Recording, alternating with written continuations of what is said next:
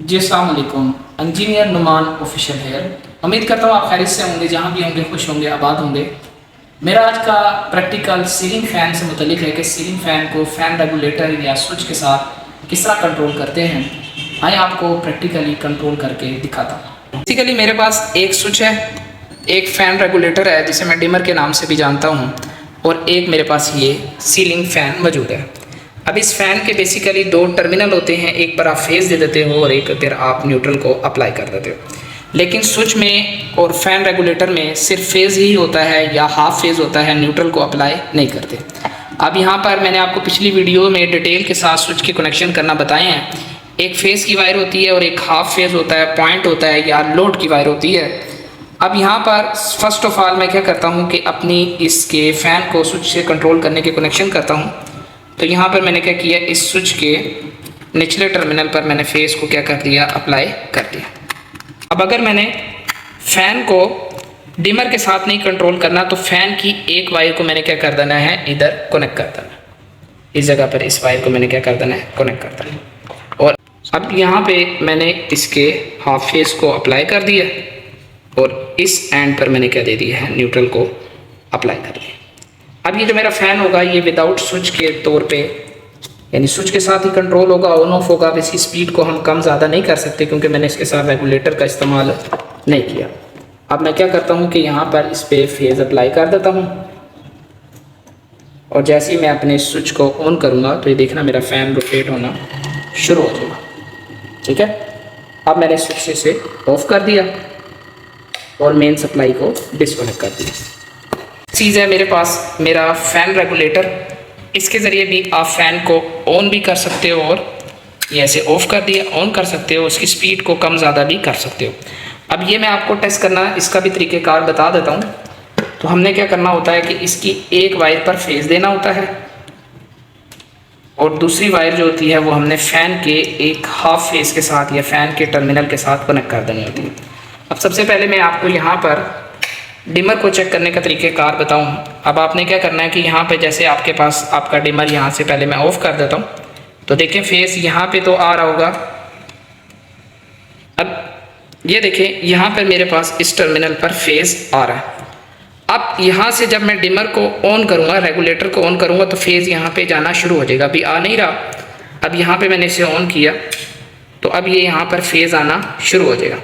अब इसी तरह मैं इस रेगुलेटर की स्पीड को जैसे जैसे कम करता जाऊँगा, इसकी स्पीड को कम करता जाऊँगा तो ये मेरे टेस्टर की लाइट भी कम होती जाएगी।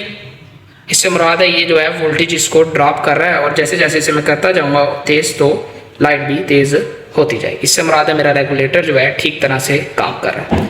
अब इसको मैं एक और जो तरीक़ेकार होता है, जैसे मैंने आपको टेस्ट लैंप बनाना बताया हुआ है, ठीक है, तो मैं आपको यहाँ पे हल्का सा टेस्ट लैंप के ज़रिए भी चेक करके बता देता हूँ कि मैंने यहाँ पे दोनों वायर्स लगा दी। अब मैं इसको यहाँ पर जब रेगुलेटर से कम ज़्यादा करूँगा, स्पीड नहीं है वो कम हो जाएगी और इस तरह तेज़ होगी। आप टेस्ट लैंप पे भी चेक कर सकते हैं और सिर्फ फेज़ दे के भी चेक कर सकते हैं।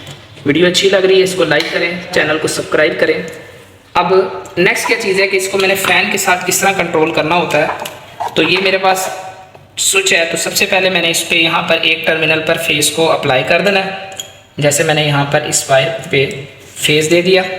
अब जिस तरह स्विच की जो लोड वाली तार है आप फ़ैन को दे रहे थे, इसी तरह जो फ़ैन का दूसरा टर्मिनल है वो आपने इसके साथ क्या कर देना है, फ़ैन के साथ कनेक्ट कर देना है। रेगुलेटर के टर्मिनल को फ़ैन के साथ कनेक्ट कर दिया और ये जो आपका T2 टर्मिनल बचा यानी कि न्यूट्रल का टर्मिनल, इस पर आपने क्या कर दी, न्यूट्रल को अप्लाई कर दिया।